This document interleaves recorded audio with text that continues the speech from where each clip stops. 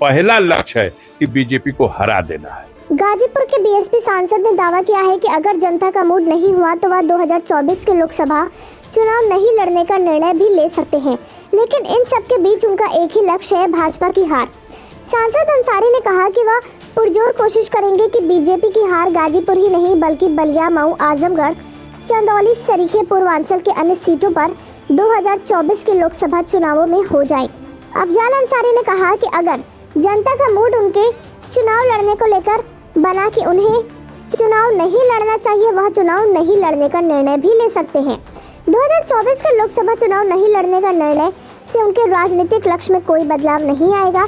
वह हर तरह से बीजेपी को 2024 के लोकसभा चुनावों में हारने को लेकर काम करते रहेंगे। इन सबके बीच उनका लक्ष्य एक ही है, वह है गाजीपुर समेत पूर्वांचल के अन्य सीटों पर बीजेपी की हार।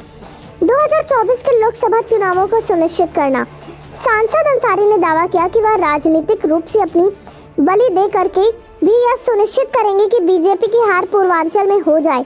अफजाल अंसारी ने आगे कहा कि उनका लक्ष्य है कि बीजेपी को पूर्वांचल के अलग अलग लोकसभा क्षेत्र जैसे कि बलिया, चंदौली, सलेमपुर, घोसी, आजमगढ़, मछली शहर, लालगंज, भदोही की लोकसभा सीटों पर बीजेपी को हराना उनका पहला लक्ष्य है। अफजाल अंसारी ने यह भी कहा कि राजनीतिक रूप से उन्हें जनता के बीच रहते हुए बहुत कुछ हासिल हुआ है।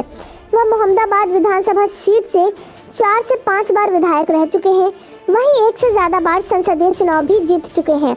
ऐसे में अब उनके सामने सिर्फ एक राजनीतिक लक्ष्य बचा है और वह बीजेपी को पूर्वांचल के अलग अलग सीटों पर 2024 के लोकसभा चुनावों में हराना होगा तो हट भी सकते हैं। लक्ष्य एक है और वो लक्ष्य है कि भाजपा न सिर्फ गाजीपुर हारे, पूरे पूर्वांचल में हारे।